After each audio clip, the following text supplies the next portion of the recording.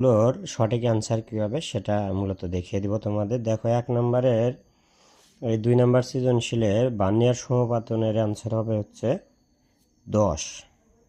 এরপরে ক্ষেত্রফল বর্গক্ষেত্রের ক্ষেত্রফল পরিমাপের আপেক্ষিক ত্রুটি হবে 8% এবং ব্যাসের ক্ষেত্রে হবে 125%। অর্থাৎ এখানে বর্গক্ষেত্রের ক্ষেত্রফল পরিমাপে এটা বেশি যথার্থ হবে।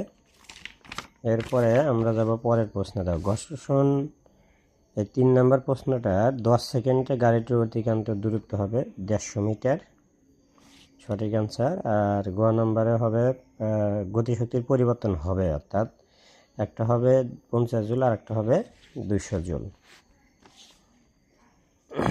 দেখো পাশে কিন্তু আমি একটু সলিউশনও দিয়ে দিচ্ছি আসলে কিভাবে অ্যান্সারটা আসলো। এরপরে 4 নম্বরের এই প্রদর্শিত তরঙ্গের কম্পাঙ্ক হবে 1.5 হার্টজ হবে কম্পাঙ্ক। যেখানে সলিউশন দেওয়া আছে। আর এই অঙ্কটা আসলে আমি সময় স্বল্পতার কারণে সলভ করতে পারিনি। ইনশাল্লাহ তোমরা যদি চাও পরবর্তীতে সলভ করার চেষ্টা করবে ইনশাল্লাহ। আর 5 নম্বর অঙ্কটার সঠিক অ্যান্সার হবে সি বিন্দুতে বিভব শক্তি হবে হচ্ছে তোমার দেখো এই 1029 জুল। আর এবং এও বি বিন্দুতে মোট শক্তির পরিমাণ হবে গতিশক্তি এবং বিভব শক্তি মিলে এ বিন্দুতে গতিশক্তি হবে 0 আর বিভব শক্তি হবে 2401 জুল। এবং বি বিন্দুর ক্ষেত্রে তোমার